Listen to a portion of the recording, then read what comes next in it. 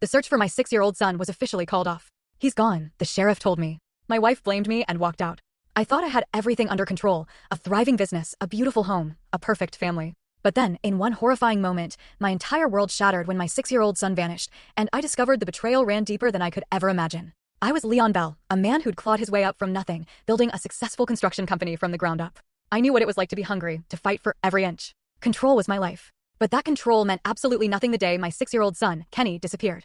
It was a Tuesday morning. He was just playing in our backyard, in his sandbox. My wife, Dixie, said she'd only stepped inside for 5 minutes to answer a phone call. When she came back out, Kenny was just gone. There was no sign of a struggle, no witnesses, just his abandoned toys and a gate someone had left wide open. My first instinct was to tear Pine Ridge apart, board by board, until I found my boy. I organized search parties, hired private investigators, offered a $50,000 reward. For 3 weeks, I barely slept.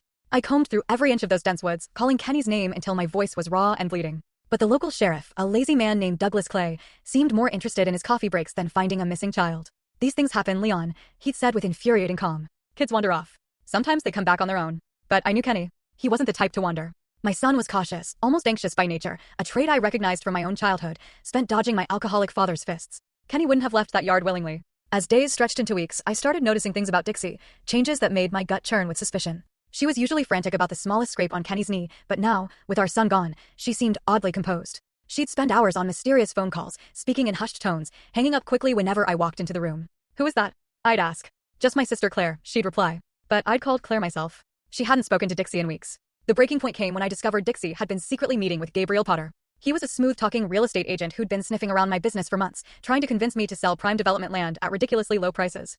I followed her to a small diner on the outskirts of town. I watched through the window as Gabriel held her hand across the table, both of them laughing, while our son was missing. That night, I confronted her. "How long?" I asked, my voice deadly quiet. Dixie's face went pale. "How long?" "What? How long have you been seeing Gabriel Potter while our son is missing?" The slap came hard and fast, but I caught her wrist before she could pull away, my grip like a vice. "Don't you ever," I said, my voice barely above a whisper, "lie to me again." But instead of breaking down or begging forgiveness, Dixie's expression hardened with a coldness I'd never seen before. "You want the truth, Leon? Kenny's gone and he's not coming back. The sooner you accept that, the sooner we can move on with our lives." The words hit me like a physical blow.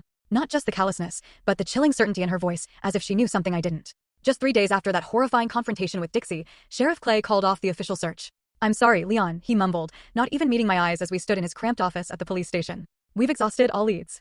The boy's gone." I just stared at that fat man behind the desk, feeling something dark and primal clawing its way up inside me. "Gone? That's it? That's your professional conclusion after 3 weeks?" Clay shifted uncomfortably. Full story on channel, link below. Watch what happened next.